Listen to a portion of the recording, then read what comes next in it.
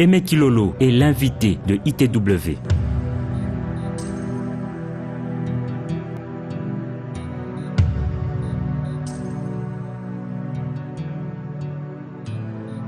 Après avoir presté pendant une dizaine d'années, multiplié l'expérience dans des domaines variés, notamment sur les questions de droit pénal, des questions de droits de l'homme que j'avais beaucoup approfondies, et je me suis retrouvé un jour, en 2008, consulté par le représentant du MLC au Benelux, c'est-à-dire Belgique, Pays-Bas, Luxembourg, qui me dira, écoutez, Jean-Pierre Bemba, le président de notre parti, vient d'être arrêté. Est-ce que vous ne pouvez pas lui trouver un avocat? Ce n'est pas moi qui suis consulté à ce moment-là, mais vu que j'ai beaucoup de relations dans les milieux de la justice belge, parce que j'ai l'habitude de faire aussi des conférences internationales dans les cadres des collaborations entre la justice belge et la justice congolaise. J'avais l'habitude de voyager avec des hauts magistrats belges, avec des bâtonniers de Belgique, de France. C'est dans ce contexte-là que, effectivement, je vais demander à un des anciens bâtonniers, le bâtonnier Pierre Legros, qui est d'ailleurs actuellement le conseiller spécial du prince Laurent en Belgique. Je lui demanderai s'il veut bien défendre Jean-Pierre Bemba.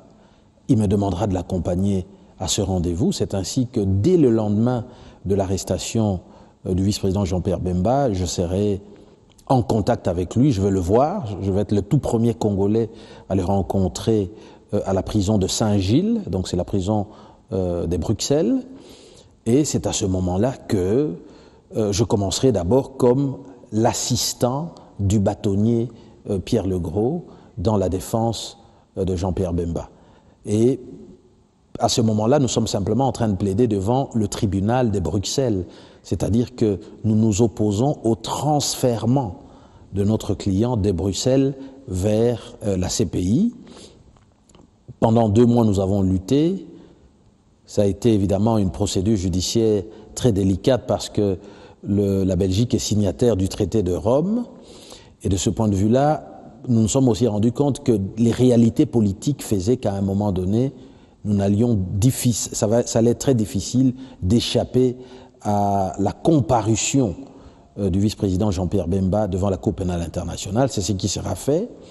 Et c'est dans ce contexte-là que Jean-Pierre Bemba me dira, écoute, je veux que tu m'accompagnes à la Cour pénale internationale, que tu puisses plaider, et je te charge de constituer une équipe internationale d'avocats qui vont assurer ma défense. C'est ce que je ferai. Je vais contacter plusieurs avocats qui avaient déjà plaidé dans d'autres dossiers devant des tribunaux pénaux internationaux, qui avaient déjà obtenu notamment des résultats, des libérations, des acquittements devant les juridictions pénales internationales.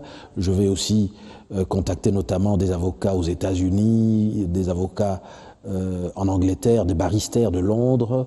Je vais avoir aussi d'ailleurs contacté même un ancien substitut du procureur de la CPI que je vais reprendre pour le compte de l'affaire Jean-Pierre Bemba. Donc ce sera un de mes collaborateurs dans le dossier. Je sais d'ailleurs que j'ai eu beaucoup de problèmes à ce moment-là avec le bureau du procureur Moreno qui me reprochait d'avoir désigné comme avocat un ancien membre du bureau du procureur qui était censé connaître la stratégie du bureau du procureur.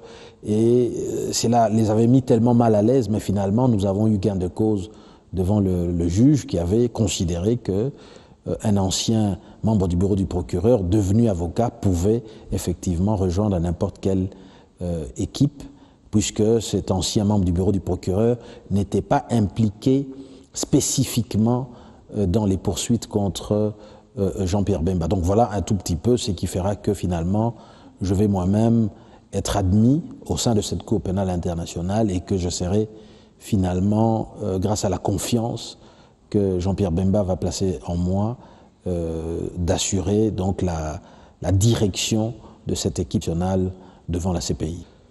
Beaucoup de questions se sont posées généralement à travers le monde, c'est qu'il y a eu quand même une prolifération du phénomène criminel international à travers des crimes qui étaient commis surtout lors de tentatives d'accession au pouvoir par coup d'État militaire.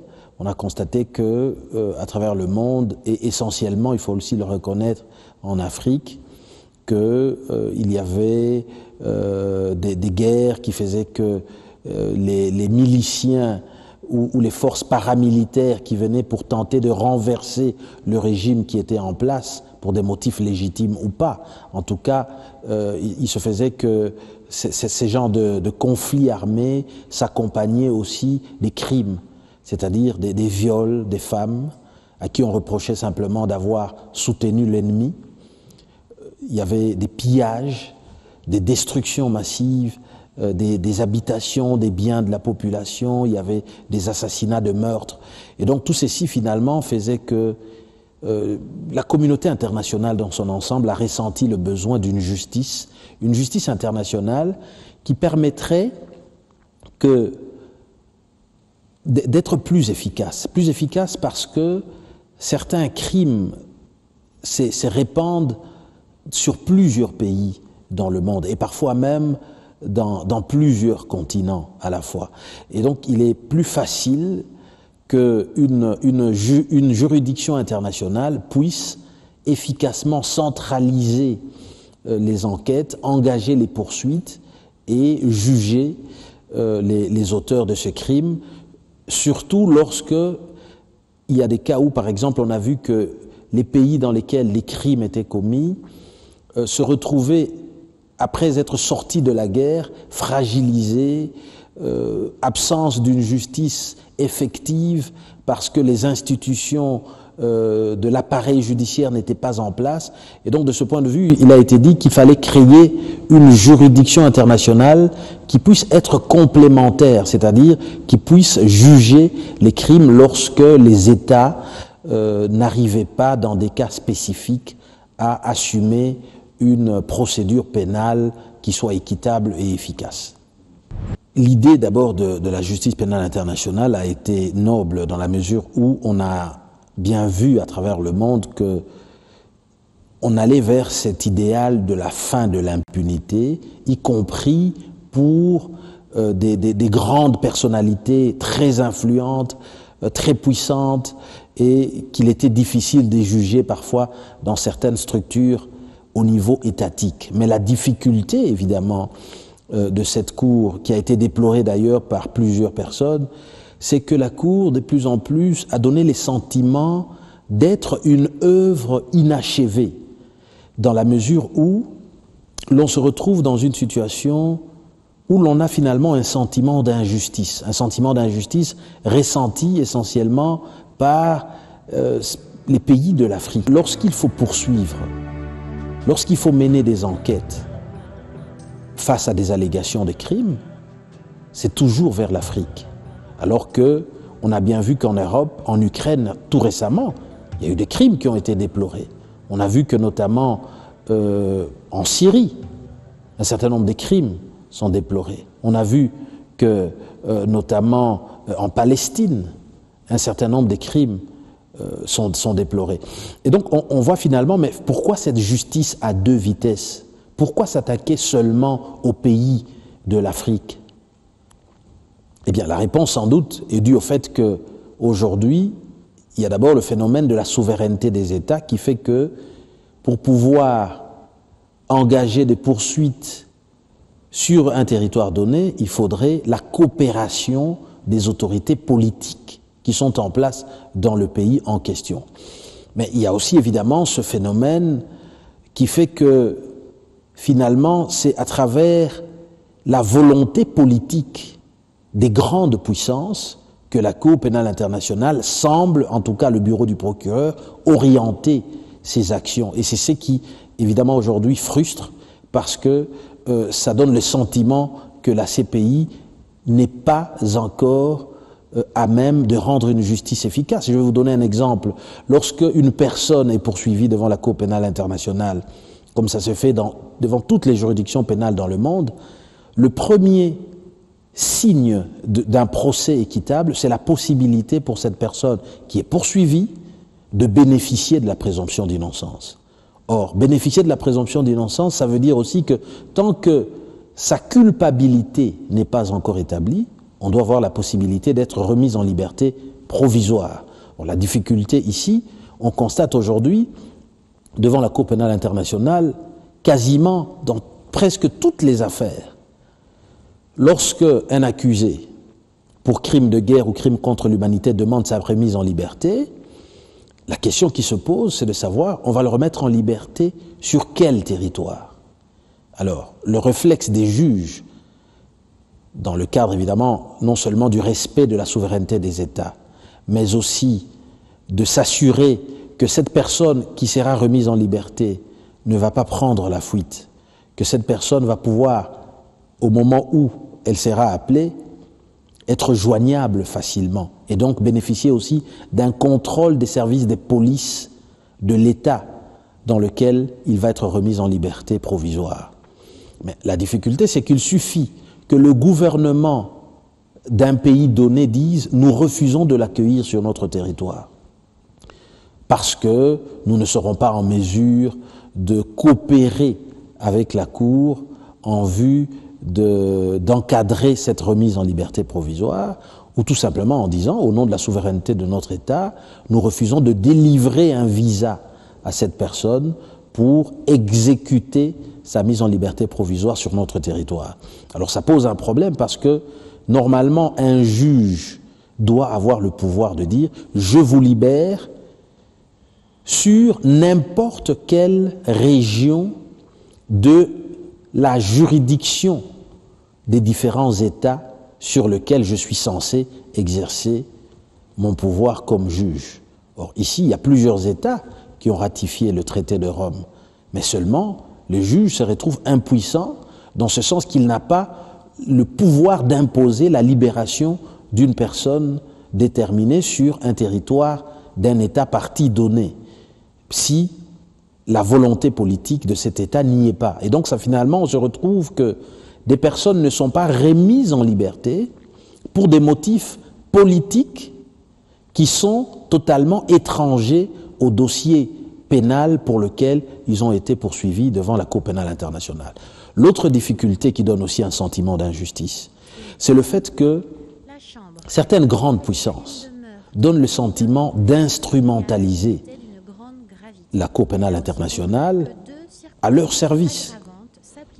On peut parler des États-Unis, on peut parler de la Russie, on peut parler de la Chine, qui ont même refusé de ratifier le statut de Rome. C'est-à-dire que ces pays ne reconnaissent pas la CPI comme étant une cour pénale ayant le pouvoir de mener des poursuites, d'arrêter et de juger, de condamner des ressortissants de leur pays. Mais par contre, ces mêmes pays sont membres permanents du Conseil de sécurité des Nations Unies. Et par ce mécanisme, ils peuvent, quand ils le veulent, à loisir,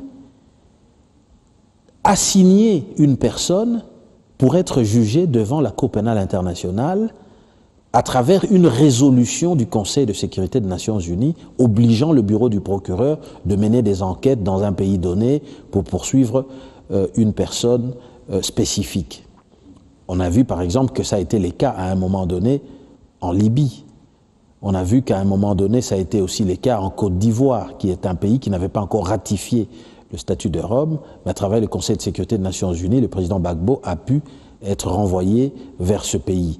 Et donc tout ceci montre bien évidemment ce sentiment, ces sentiments d'injustice, un sentiment de justice finalement inachevée. Il faut dire que la Cour pénale internationale est en soi une idée noble de justice qu'il faudrait soutenir, qu'il faudrait promouvoir, mais seulement il y a un certain nombre de réformes à faire pour que, effectivement, toute la communauté internationale, toutes les populations des États à travers les mondes puissent finalement avoir le sentiment d'avoir affaire à une justice qui est équitable, une justice qui est tout simplement juste. Pourquoi est-ce qu'ils sont jugés par des juges étrangers? Vous allez voir par exemple des personnes qui sont jugées par une chambre qui est composée d'un Chinois, d'un Brésilien, d'un Indien. Et donc tout ceci pose évidemment ce problème. Vous savez qu'il y a une grande notion classique en droit pénal, et même d'ailleurs en droit de façon générale, c'est la notion du juge territorialement compétent. Parce qu'on considère que généralement un juge peut au mieux apprécier une situation, un phénomène criminel, lorsque ce phénomène se passe dans sa région, une région dont il connaît bien les habitudes, qu'il connaît bien les mœurs, et donc il peut comprendre plus facilement ce phénomène criminel, et donc il peut aussi, au moment de la sanction, réserver une sanction qui soit bien entendu appropriée et qui puisse atteindre le but qui est celui de dissuader et d'empêcher que demain les mêmes phénomènes puissent être à nouveau commis. Et donc il y a tout cela, mais il y a aussi le fait que on se demande, mais pourquoi est-ce que on ne poursuit que des hommes d'État, des anciens chefs d'État, des anciens chefs de gouvernement, des anciens chefs de guerre, qui n'ont pas la faveur de grandes puissances occidentales, qui se voient finalement désavoués, qui perdent leur légitimité internationale parce que certaines grandes puissances, la France, la Belgique, la Grande-Bretagne, les États-Unis, ne veulent plus d'eux au pouvoir. Et donc il y a là tout ce sentiment qui amène un certain nombre de pays, comme le Burundi aujourd'hui, de se retirer évidemment de la Cour pénale internationale avec toutes les conséquences que cela peut entraîner. Pour accéder à la Cour pénale internationale comme État partie, il faut bien entendu que les autorités politiques, le chef de gouvernement ou le ministre des Affaires étrangères puissent signer le traité, c'est-à-dire ici le statut de Rome. Il y a une deuxième étape qui nécessite que ce traité qui a été signé puisse être ratifié à travers une loi votée au sein du Parlement. Alors il y a aussi une troisième étape qui veut que le chef de l'État puisse promulguer cette loi. C'est à partir de ce moment-là que le traité de Rome entre en vigueur, que la Cour pénale internationale peut effectivement être reconnue dans le système juridique de ce pays. Donc ce qui a été le cas évidemment au Burundi. Alors là maintenant on apprend effectivement que le Parlement a voté une loi, c'est sans doute ce qu'on appelle la loi d'abrogation, c'est-à-dire une loi par laquelle le Burundi, à travers son Parlement, décide que désormais la loi qui avait été votée auparavant pour ratifier le traité de Rome, pour reconnaître la Cour pénale internationale, cette loi est annulée. Ça veut dire concrètement que la CPI n'est plus reconnue au sein de l'État burundais. Alors, quels sont les effets? Eh bien, c'est d'abord le fait que désormais, lorsque le bureau du procureur délivre un mandat d'arrêt international de la CPI, délivré habituellement par la chambre préliminaire de la Cour pénale internationale, eh bien cela n'aura plus d'effet sur le territoire du Burundi. Ça veut dire qu'une personne qui est poursuivie par la CPI, qui se trouve sur le territoire du Burundi, ne pourra pas y être arrêtée en vue d'être transférée au siège de la Cour pénale internationale à La Haye. Ça veut dire aussi que s'il y a des allégations, des crimes qui sont commis sur le territoire du Burundi, eh bien, le bureau du procureur ne pourra plus envoyer ses enquêteurs sur le territoire du Burundi pour mener des investigations.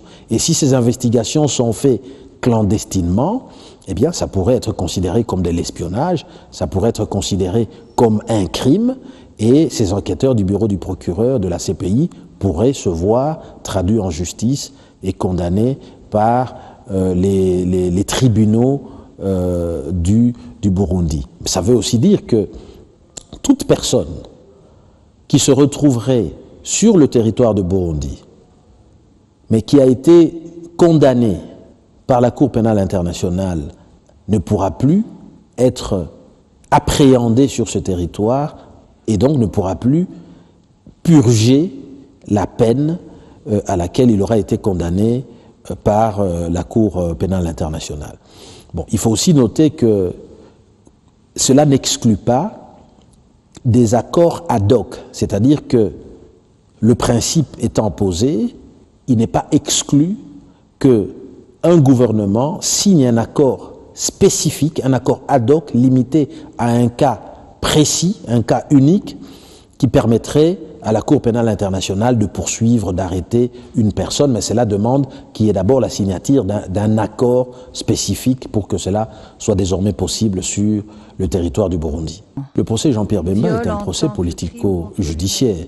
On ne peut pas aujourd'hui le nier. Pourquoi? Ben, tout simplement parce que lorsque le vice-président Jean-Pierre Bemba demande sa remise en liberté, vous vous souviendrez que au mois d'août 2009, la chambre préliminaire de la CPI va ordonner la libération de Jean-Pierre Bemba. À ce moment-là, Jean-Pierre Bemba avait dit, écoutez, puisqu'il y a des États partis qui font partie, qui ont signé le traité de Rome, j'ai ma famille en Belgique, je pourrais éventuellement être remise en liberté en Belgique. J'ai aussi une résidence au Portugal. Je demande la possibilité d'être remise en liberté au Portugal. Mais les deux pays dont je vous parle ont refusé de libérer Jean-Pierre Bemba, non pas pour des raisons judiciaires, non pas à cause du procès pénal qui était dirigé contre lui, parce que ce sont les juges de la CPI eux-mêmes qui avaient accepté à ce moment-là sa remise en liberté. Mais c'est pour des motifs ayant trait à la politique internationale, en tout cas des motifs politiques totalement étrangers au dossier pénal pour lequel il était poursuivi, que ces pays se sont opposés à accueillir le vice-président Jean-Pierre Bemba sur leur territoire. Et donc déjà, ce seul exemple suffit à démontrer que l'affaire Jean-Pierre Bemba est un procès purement politico-judiciaire. J'insiste sur cette notion parce que on ne peut pas non plus nier le fait que, entre-temps, la procédure suit son cours suivant des règles qui sont appliquées par la justice. Aujourd'hui, il y a un appel qui a été interjeté contre le jugement qui avait été rendu par la chambre de première instance. L'affaire est devant 5 juges de la chambre d'appel. Un certain nombre d'arguments ont été déposés, notamment le fait que les juges, lorsqu'ils ont condamné le vice-président Jean-Pierre Bemba, n'ont pas dit en quoi sa responsabilité comme commandant était engagée, à quel niveau de commandement, puisque tous les experts qui étaient passés devant la Cour avaient bien souligné qu'il existait 3 niveaux de commandement, le niveau stratégique, le niveau opérationnel et le niveau tactique. Alors il était impossible qu'il soit lié à tous les 3 niveaux de commandement. Et donc cette réponse n'ayant pas été fournie pour savoir à quel titre, à quel niveau de commandement sa responsabilité comme chef militaire a pu être engagée, ce sont les juges de la chambre d'appel qui vont répondre à cette question et je pense véritablement que ceci pourrait entraîner l'acquittement du vice-président Jean-Pierre Bemba. Nous attendrons bien entendu de savoir la décision qui sera prise très bientôt au courant de l'année 2017. On s'attend en tout cas à une décision, un verdict final dans cette affaire.